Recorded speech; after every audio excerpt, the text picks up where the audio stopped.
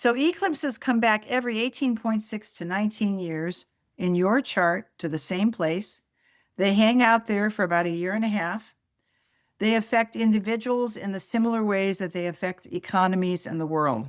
And this is the question of, do I stay or do I go? And the way the eclipses work is they run with the north, the lunar north node, because the eclipses run with the moon and the nodes are involved with the moon and the intersections. And the south node is where you're being asked to let go of things. It's not easy to let go, but where you're being asked to let go. Where the north node is moving is where you're being asked to take risks and join with others where it's moving through the chart. Now, there are some lingering eclipse issues that are still hanging around from 2025. I'm going to be very frank with you. Most likely, you're going to feel the impact of those lingering eclipse issues of 2025 through mid-July of 2026, which I think is the turning point for 2026.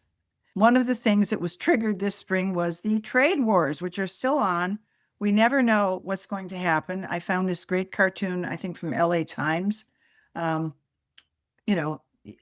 we could just repeat this in a repeating slide, like a cartoon, I don't think they're going to be over yet, these trade wars, because we have a very unpredictable leader. So just going back from March to April of 2025, this is when all the tariff actions began. I don't have, if you can review this later, March 3rd through March 26th, this is when they started talking about all these tariffs.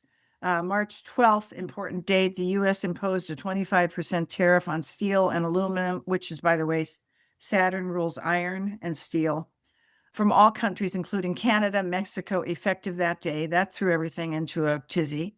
And then on March 26th, the White House announced impending 25% tariffs on all automobiles and automotive parts from all trade partners effective April 3rd. And then the international responses and retaliations were that they retaliated. China retaliated. The EU and Canada announced preparations for retaliation. I mean, there's retaliation going on here because they're not going to put up with this. So this timeline was March to April of 2025. Watch these dates in 26. February 17th and March 3rd of 2026, we're going to have two eclipses. And the one on February 17th is going to be very interesting because the day before February 17th, on the 16th, Uranus, which is the revolutionary, is lined up with this eclipse at 28 degrees of Aquarius. On March 3rd, we have an eclipse at Pisces and Virgo. 90 days later, and usually 90 days later is when you see something. It's like you suddenly have peripheral vision of some of the changes you made in February and March. The peripheral vision and how to do something that you're trying to change shows up around May 16th and June 1st. Then in August, we have two more eclipses, one on August 12th, I think at 20 degrees of Leo on the south node. Let go of the ego, let go of pride. And then on August 28th, this is going to be I think this one's going to be a very important eclipse because it is the last eclipse in Pisces and Virgo. And those last eclipses are when all the issues of the last year and a half, it's kind of like the bases are loaded in the baseball game. And now you have a batter coming up at the home plate who's going to hit that ball and bring all the bases in. So this is significant. August 28th through November 10th and November 24th, there's a huge amount of change. And interestingly enough, this is also the midterm elections in the United States right before November 10th. Struggles in the first part of the year, reactions and change in the second part of the year. Revolution is just ahead, North Node and Aquarius. Think collaborations with different age groups.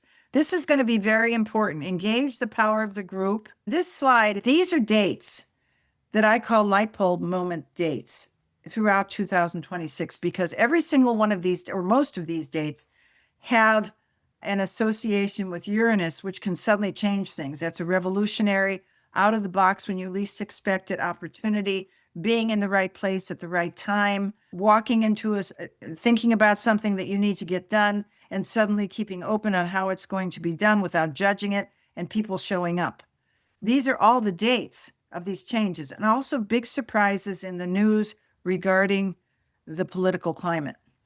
February 6th and 17th, the eclipse. March 3rd, a total lunar eclipse, which is the people of the country and the world. Uranus squaring the eclipse, could be some changes with leadership at that point. Sun-Uranus conjunction, a brand new cycle starts here for new ideas and new collaborations. Total solar eclipse in Leo. So if there's still a lot of pride hanging around or a lot of ego or a lot of, I'm not going to let that person in, this could get you in trouble. This is kind of like the blind spot here, August 12th of 26. This thing on August 28th is the last eclipse, the Chernobyl eclipse. Chernobyl blew up on the last eclipse. And how things really shake out at that point, I think from late August of next year until the end of December. This is 90 days after that last eclipse, finalizing plans set into motion from the last year. Another opportunity moment, Sun-Uranus opposition, December 5th through 6th of 2026, where Mars taking action. Mars rules cutting things away from groups that no longer serve you and thinking in a different way. So these are really volatile dates where some really good opportunities could come in if you're open.